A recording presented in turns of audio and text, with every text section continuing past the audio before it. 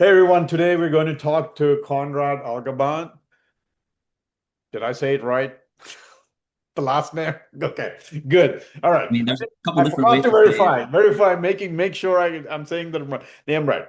So Conrad and I met like just like week and a half ago. We hit it off really well. Conrad is a passionate guy. He's a financial professional. He's a community leader, and he's also helping other leaders and business owners grow, not only with his financial planning, but business growth expertise, many other things. There's a lot of things to Conrad. We'll get into all that stuff. But before we do that, Conrad, kind of share, because you got the consulting company, all, financial planning going on. Could you share your background originally, and then what do you do now? Yeah. Well, first of all, Raju, thank you for having me on this podcast. It's great to be able to have conversations like this to talk about growth and business and finance and things that can help other people as they listen in. And so I appreciate you, first of all, for hosting this kind of platform and for being able to bring good people together and pull information that could help others. And so, a little bit about my background. I am a business major from Northwood University. So, I graduated with my business degree. And from there, I decided to learn how to be an entrepreneur. I started out selling books door to door in over 6 years while I was in college. And the time of the encyclopedias are gone. We had study guides and material to help parents out with their students. So that was really, really eye-opening for me. How do you say hi to somebody? And from introduction, from knocking on a door to completing a sale, and then delivering the product and making sure the customer's happy. And very simple, simple process. From there, I realized that most businesses are pretty much the same. Any kind of business that you have, you're going to need to do your own accounting. You got to do the taxes. You got to do the legal paperwork. You got to get the logistics, the operations, your standard operating procedures. How are you going to do anything? So these are what we call business horizontals. They're the same things that need to happen in every company. And then there are verticals. Those are the industries that you could work in. You could be in the medical field, you could be in engineering, you could be in, you name the industry. So from there, I decided that I'd love to help other people build their business from what my background or my experience, or to help them get resources if I didn't have the capacity to help them. Mhm. So that kind of led me down the path of business coaching, business consulting. Along the way, somebody asked me to set up my own retirement plan because I was self-employed at that time. And I said, wow, I'm paying for car insurance at the time, renter's insurance, general liability insurance, workman's comp for my guys, um, and health insurance. So those were five different things. And when you turn 25, I was on my parents' health insurance, and then I get the bill like, "Hey, you get to be on your own health insurance." I'm like, "Wow, that's a lot of money. What is that?" So I decided that from that point on, I also needed to learn about finances.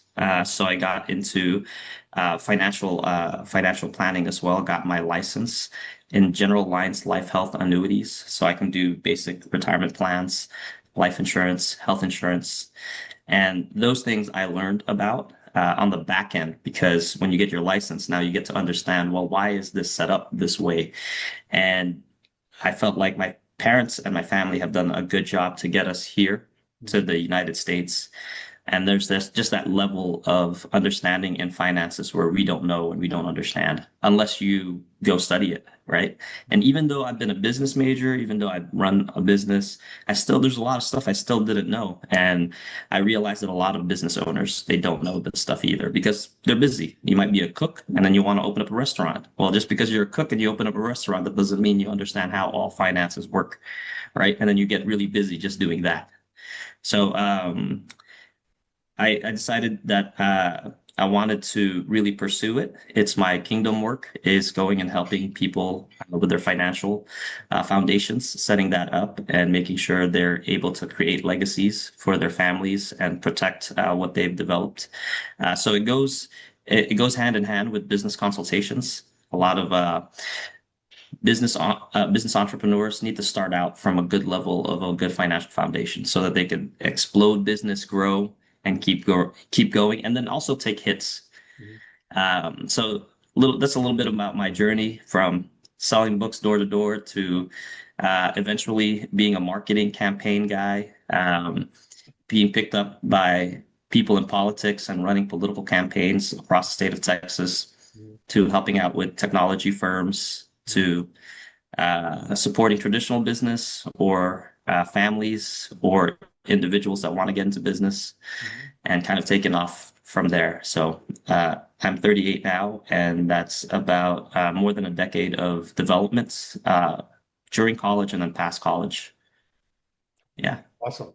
So let's go back to one of the things, you mentioned this, the first one you did, door-to-door knocking sales, right? What is the critical, I mean, I'm sure initially when you started knocking, it was nerve-wracking because I've done cold calling, cold approaches, all that stuff. I was deathly afraid, eventually got over it. But here's the thing I mean, door knocking, that's another level, completely different level, right? Because then people are in your face and maybe even yelling at you. So what are the critical things you learn, or maybe top two, three things? I know that helped you now in everything else, but what are the things that helped you there that really now kind of help you in helping the business owners? Yeah, that's a phenomenal question. And I do appreciate every single person that has ever knocked on doors because it is not easy. It is the hardest thing to do. First of all, most people already have an aversion to somebody who's going to come sell at the door, right? Someone knocks on your door and then you open the door and you're like, get out of here. I'm busy. I'm tired. I don't want to talk to you. I don't want any more distractions. And so, how do you overcome that? And one of the biggest things that I picked up from there was being able to create a first good impression. Mhm. Creating a first good impression sets the tone for the relationship that is going to ensue. So at least you can build like a base level of friendliness, maybe possibly friendship in the long term, but at least like, hey, this is a professional thing. This guy is easy to get connect with. Uh, and then start being able to understand where they're coming from. So in the sales process, one of the most important things to understand about a person is what do they need and what they want. And that's been probably one of the most important things that I've been able to learn how to do is understand where someone's coming from and then help them identify solutions to fill their need because everyone is challenged at different times. But for businesses flourish when they can support or answer those challenges. Mhm. So if we do that, we can bring good value to customers, to clients, to people. And that is one of the key components to sales, right? Mhm. So sales, and then within sales, how to build rapport, how to make that first good impression, how to figure out the need, how to fill the need, and then how to be able to deliver it and make sure that someone is in a good place once you complete the process. Awesome. I kind of want to dig deep, a little bit into the first impression because that's something I learned too when cold calling is, I eventually discovered something, but get that instant ease of talking, whether they did business or not, that's different. But is there a technique or tip you figured out? Like, you're not going to please everybody, obviously, but 8 out of 10, 10 maybe, right? Something like that. Is there something that you figured out, like, hey, this is the way I can immediately at least get them to listen or not at least yell at me, right? Yeah. So anything you discovered, quick tip, I guess. Yeah. People want to be met where they're at. Mhm. And so sometimes they're coming home and they're stressed. Mhm. They're stressed, they're talking quickly. Mhm. So they open the door, they see you want to talk at half the speed of what they're talking. If Mm, they're talking loud, you want to talk at half of that level. You mm, can't be like too soft. If they're talking soft, well, you can match them, mhm, or you could be at least halfway. mm, Halfway. That way, it shows them that you care enough that mhm, you're meeting them halfway somewhere, and that comes off in the first thing you say. So if someone comes at you and they're like, "Hey, what's going on? Hurry up!" mhm, Then you can say, "Oh, hello. I'm going to tell you what I'm going to do real quickly." mhm, If someone comes, "Hey, how's it going? My kids are sleeping." You say, "Hey, I'm here to share some information with you that is really important." mhm, So if you are very confident mhm, in what you're doing and you meet them halfway or you meet them at their level, mhm, they respect that and then they're willing to listen. And then once they're willing to listen, you can say, "Hey, just going to let you know about what I'm doing. mhm, If it makes sense for you, then great. mhm. Then this is really important for us to discuss. If it doesn't make sense for you at all, then we don't have to do anything at all. But I just want a chance to be able to share this information with you because I think it's important for you to hear it." And when you say it with confidence, then people are open to listening. But if you're hey, can you just listen? Like automatically looking like you need something or that you want something, that's a quick turnoff. So it depends on how you approach, but approach with confidence and meet them where they're at. That's a great tip because I recently had a couple of, door knockers, same thing. I mean, it's right off the bat, they were, yeah, it was kind of turn off, essentially. They're looking to sell and they're trying to act as if they knew everything without even asking, right? And that's a critical point, you pointed out, Conrad, like you is offering solutions, which you kind of shared. Now, I would say not only the door knocking, but the sales tip itself, that was a great tip you gave about being more solution and problem solving and then letting them decide. So anyway, awesome. I think we can make a whole show about it. So, but we'll shift it into business side. Now, fast forward, you figured out, hey, every business need the same thing. And you also mentioned political campaigns.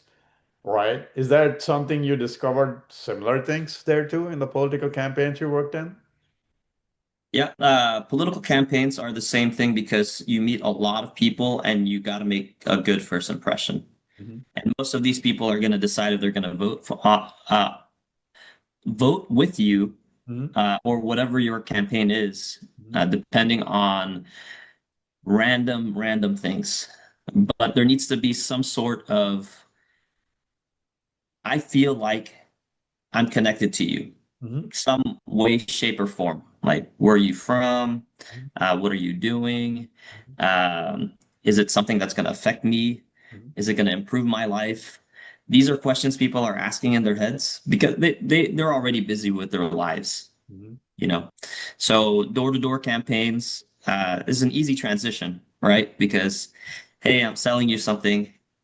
Hey, vote for my guy, vote for our policies, what we're trying to get through. Simple. Hmm. And it translates also the same thing to phone calls. You're gonna get a phone call, hey, what is this? Who are you? Hmm. And then translates also to material that's like mailed off, and then people are gonna read it, you know.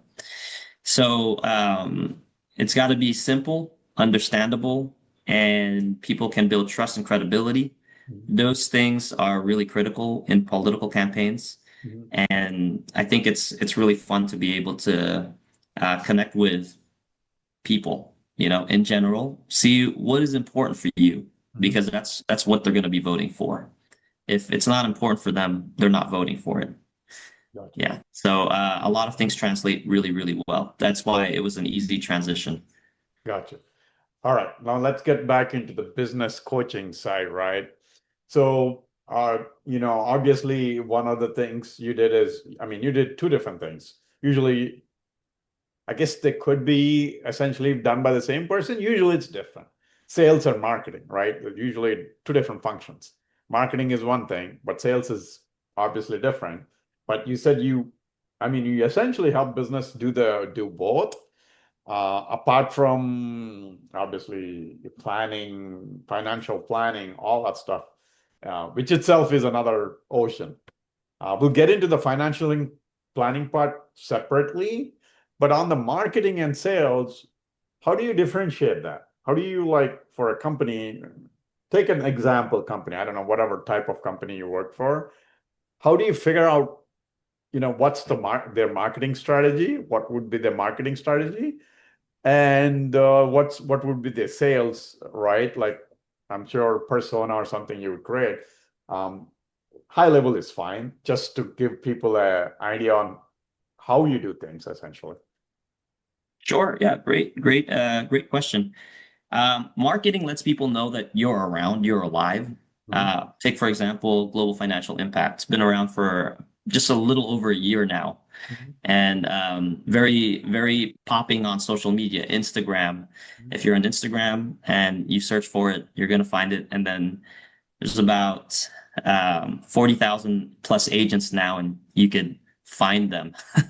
They're pushing GFI. So marketing is being able to say, hey, we're here. Kind of think about McDonald's commercials. Say, Right. hey, we're here. But it doesn't say that you'll like it. It just says, hey, this is us. Maybe you'll like it, but come check us out. Right. So that's what marketing is. Marketing is come check us out. And then you can make a decision if you like it or not, right? So sales is helping people complete that decision. It's the process of figuring out, hey, this is what you need. This is what we can provide. And if we're going to be able to bring value to you, would you like to pay for it?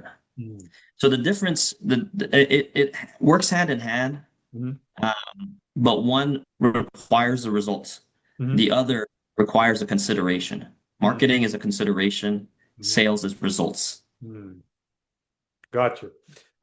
Could you share, like, walk through maybe a small example of a business that you helped create that marketing message where they probably lacked, I'm going to guess, based on probably how you help them focus on them particular marketing message, because it's the value they're providing, right? Like global financial impact. I'm sure there's a value proposition there. Maybe that's the value, the 5 pillars seems like: faith, family, finance, fitness, and fun, right? Something like that.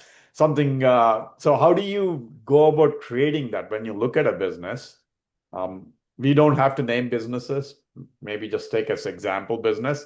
And how do you come up with it? How do you look at the marketing aspect of it? Like, how do you create a marketing campaign for somebody who's looking for that, right? Maybe somebody might come to you. So this is more to show how you do things. So sure. Yeah, marketing campaigns could be very simple. Or they could be very complex. Obviously, the bigger the company, the more things, the more different outlets, or the more money you have to spend to market, right? But typically, you can break marketing down into 2 things. There's marketing components that are digital. You can do online campaigns, and online is everything. It could be something, an advertisement. It could be a flyer. It could be, and this is all online. It could be social media. Offline is what you see on a billboard, what you get in a leaflet, what you get in the mail, a mailer.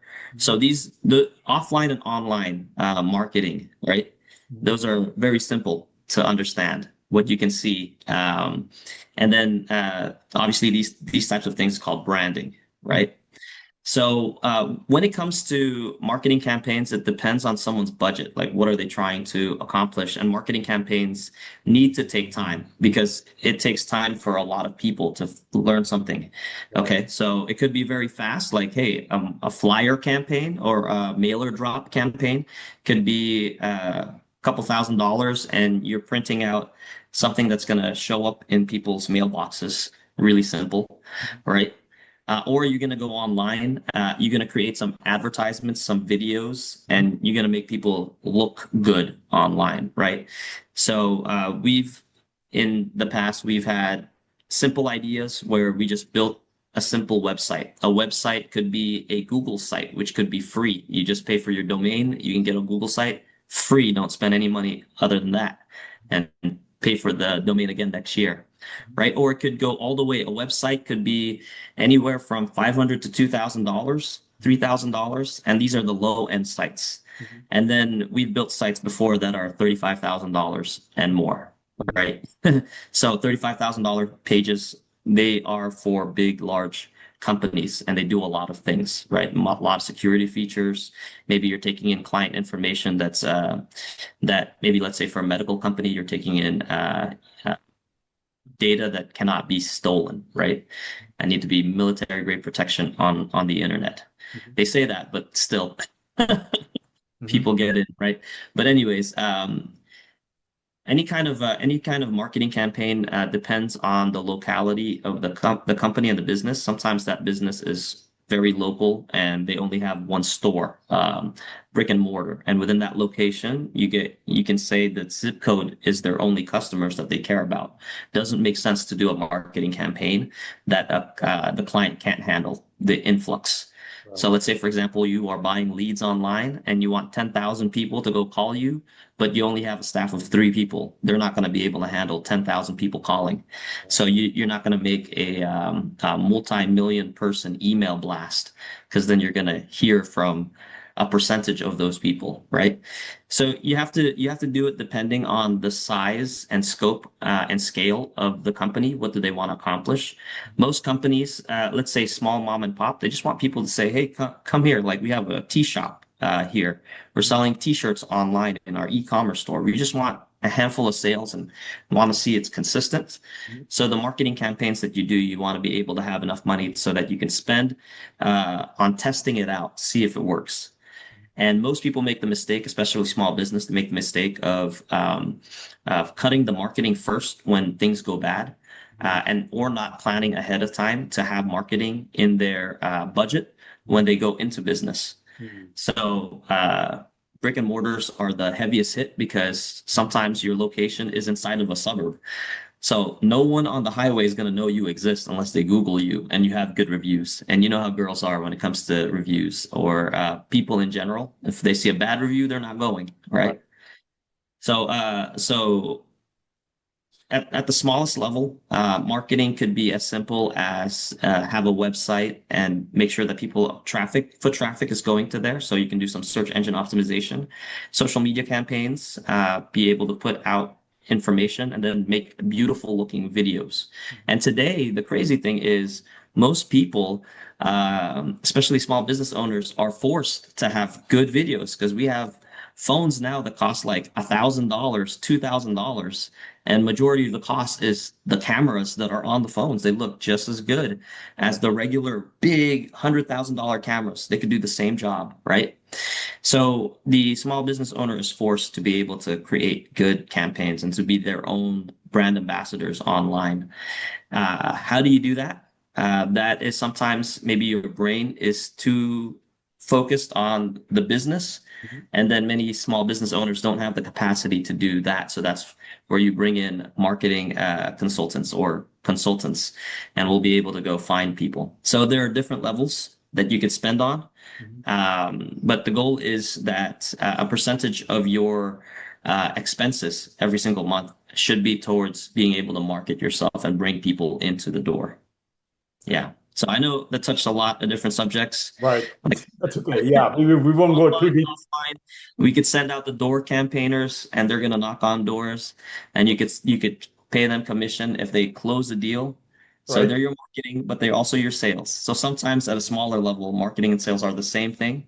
But Right. then at a higher level, you start developing like who's doing what. And then maybe it's not the business owner.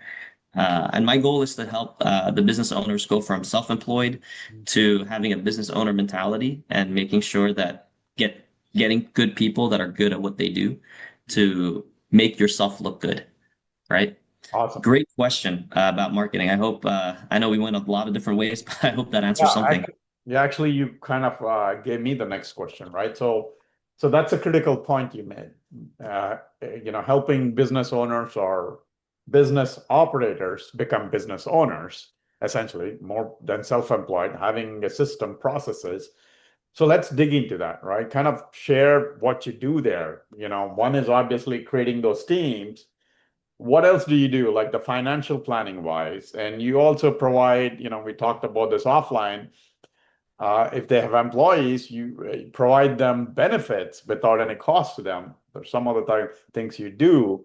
So I guess there's a lot of questions in there. Maybe we'll just get into first help the systems and processes to help them become business owners versus the solo operators or solo owners, kind of deal.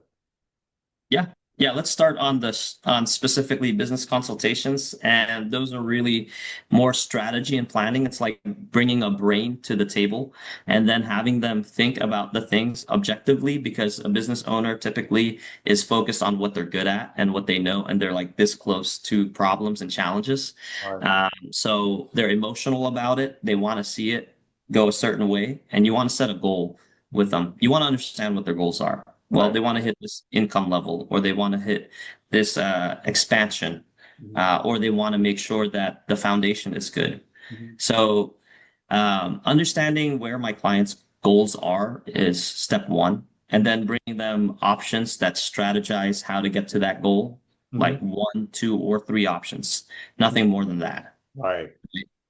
And there's not one way to be able to accomplish something. Mhm. So being able to provide options and then give them the ability to make a decision, test it out, Mhm. and then we can go backtrack, we can go change, we can pivot. Mhm. Those are really, really important. So with clients, I'd like to help set the strategy for the goal that they are setting for themselves, but then also giving them the expectations that things might take a little bit more time, or they may need to pivot, or they may need to spend more money. Hopefully, we spend less money, but typically the case is it always takes longer to get to where you're going if you've never gotten there. Right. And it always takes a little bit more money if you've never spent the money before and you're trying to figure it out. Right. And then you refine the system, get good at it, and then hopefully that becomes another foundation in the business. Awesome. On the employee benefits side, right? We talked about this. What do you do there to help people provide the employee benefits that most people, small business owners obviously shy away from it because, I'm in we talked about it in the healthcare benefits side where that's one of the issues, small business owners cannot, it's too much. They might have to cut somebody if they have to pay, but you help them provide a lot of other benefits, right? So kind of share what you do there. How do you help them with the insurance and other benefit products you can help them provide? Yeah, sure. So this is going into the financial planning space. Mhm. And when it comes to business owners, a lot of times, just like myself as a small business owner, there were a lot of things I was paying for. I didn't know what I was paying for or what they meant or what they were for. So being able to help educate both the business owners and their employees or their independent contractors is really, really critical. And when it comes to being able to set things up, a lot of business owners don't know that Secure Act 2.0 just enacted. And what that means is there are some tax credits that are available for business owners if they set up these benefit programs for their employees. Most employers don't know Mhm. that they could do it without having to pay a large amount. So everyone thinks I'm going to have to match their retirement plans, or I'm going to now have to start spending money on this stuff. But one key thing is if you're still a growing business and you can't afford that, and your employees just need benefits, they don't have any. Mhm. Then being able to offer solution as a business owner or as a company is important. Mhm. And so when you're offering these, let's say life insurance, Mhm. you got kids, and if anything happens to you, most people don't know that life insurance now allows the ability to have living benefits. If in case you get hurt, in case you get sick, any major catastrophic thing that would keep you from getting up and going to work, Mhm. as long as it's severe enough, you can't do two of six daily living activities. Mhm. Now living benefits could kick in and your family could get a paycheck every month, or it could come as one big chunk. And the company doesn't have to pay it. You could pay it out of your own pocket. Mhm. Term insurance right now could be as cheap as under $20 or under $30, Mhm. depending on the age of the person, and you can get a sizable amount, you know. Or let's say, for example, somebody wants to set up their retirement accounts, Mhm. and a business owner says, I don't want to match that program. They Mhm. don't have to match it at the beginning. It could either come out of their paycheck, Mhm. or it could come out of their bank accounts Mhm. once they do get paid. Mhm. And let's say an employee wants to put away 5% every single month. Well, we could set up a Roth IRA or an IRA or 401k, or you just name it, right? So these are things that business owners can do, especially if they want to remain competitive with their people. Competitors out there that are going to steal their people because they don't have benefit programs for their own people, right? You could be a self-employed, just one man band, and you could set up these things. A lot of people say, I'm not ready. I put a lot of money into my business. And I like to help business owners understand that they should just put money into themselves first, because there's no guarantee this business is going to be growing, exploding, expanding. It's not a guarantee. In the meantime, you should actually pay yourself first, right? And have something to show for the work that you're doing. So we're able to set up, let's say, a SEP IRA, a self-employed retirement plan, right? Or a self-directed 401k. These are things that are really simple, but are really important. Or let's say, for example, health insurance. A lot of business owners don't know they could set up their own health insurance. So simple ideas, or like you said, you have other health alternatives. And I love alternatives that work well for people, especially healthier guys, that they don't need to go pay thousands of dollars and they're never going to use it this year, right? So these are important things to consider, especially because the biggest thing that knocks out most self-employed people or business owners is they get hurt or they get sick and they're out of commission. Now there's no money coming in if they're not working, or if they're not leading. Who's going to take care of everything, and where's that money going to come from, right? So these are really important things, and the thing I want to help business owners avoid is be a GoFundMe account. Have to sell their business, have to force sale of their own business because they didn't financially plan enough. There's a lot of other things that go into it, but basically I start off on the level of the business owner first, and then their employees and their contractors, and then from there we can talk about legacy planning. But just going into a business, setting up your own general liability, workman's comp, errors and omissions, these are really important for these business owners, especially even if they got equipment. They're like, oh yeah, I drive a car, I just got liability on it. Okay, if your car breaks down today, then what are you going to be driving tomorrow? Nothing, right? No more coverage beyond liability. So helping business owners understand how to set things up properly for their risk management is really critical to the financial planning aspect of this of what I do, and leads into the business development as well. So we have a more stable business. Got you. All right. Awesome. So with that, I'll be sharing Conrad's information. If essentially you want the total business, I guess both sales, marketing, financial planning, employee event, everything together in one-stop shop, you probably should talk to, Conrad, and figure out if it's a fit for you. So I'll be sharing his info, contact information, whatever I have available to me. I mean, I have, his website and everything available. So reach out to him. He's also actually a speaker too, by the way, which we didn't get into, lack of time now, but he, actually is going to doing a speaking engagement that I kind of introduced him to, but he has done speaking engagement. So if you're looking for a speaker, that might be a fit too. So reach out to him. Well, just have the conversation, see if it's a fit for many things you have. So with that, Conrad, we'll get into the last three questions I usually do. The first one is, what's your favorite book or the best book you read that has helped you? I actually have books that are sitting in front of me. Okay. They're a little hard to reach. I'm gonna make sure that this computer is charged and doesn't die in the middle of our presentation here. A second. Just gonna plug this in. So key books that I've learned from in the past and that have helped me succeed. One of them was Think and Grow Rich by Napoleon Hill. Very important book, especially those that are in sales or starting out as an entrepreneur. Another book by Og Mandino, Greatest Salesman in the World. So these are two like mentality books. Business finance book that I took a lot out of is Rich Dad, Poor Dad by Robert Kiyosaki. Very, very simple ideas, right? And then self-development, like when you're looking into yourself and you're asking like, is this purposeful for my life? And the direction of the work that you do. It's not just work, right? You are a human being and you want to make sure that you're purposeful. So a book by Eckhart Tolle called The Power of Now. It's a powerful book that allows you to really look inside yourself and see, okay, what am I doing? And you could go back 2,000 years, and the Bible has been a phenomenal book for discernment, especially for morality. If you're looking for the direction of what you're doing, and especially if you're doing kingdom work, or even if you're not religious, a lot of good teachings come from the sacred texts.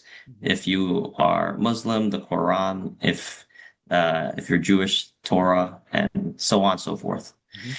In terms of being able to build good relationships, How to Win Friends and Influence People sounds like a bad title, but it's a really good book. It was made a long time ago, and it allows you to discern like how do you really build relationships with people. And today there's a new version called How to Win Friends and Influence People in the Digital Age.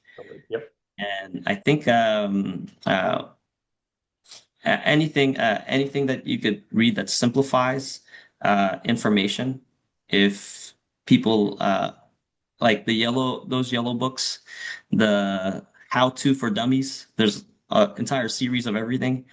I would go to those. If you're a reader, definitely, right? I have a lot of good books that my friends have written. These are just the formative ones for me when I was in college and while I was building my business. But I have a lot of good book recommendations that I could add to a list for you too, Raju. Yeah. Yeah. I mean, we wanted one book, but you gave 10 books. So you got a lot of people, a lot of reading material for people. Sure. The next question, what inspires you to get up and do what you do every day? Yeah. If you are driven by purpose for the work that you do, that's beautiful. I hope that for everybody, right? And I love being able to problem solve what people are trying to accomplish in their business and in their finances. It's something that I deal with every day, so it's pretty normal for me. But I know for a lot of people, it's the first time they're hearing an option where there was not an option, you know? And so they're very grateful for being able to see solutions for problems they didn't think that there was any solutions for. So it's nice to get the gratitude. Last night, I got a call from one of my associates that said, "Hey, Conrad, for years and years and years, you told me this. I never listened to you. I know I was hard-headed, but now I own my own. I'm a general partner now, and I just want to call in and say thank you." And you know that and do it for that. That's a really good feeling, right?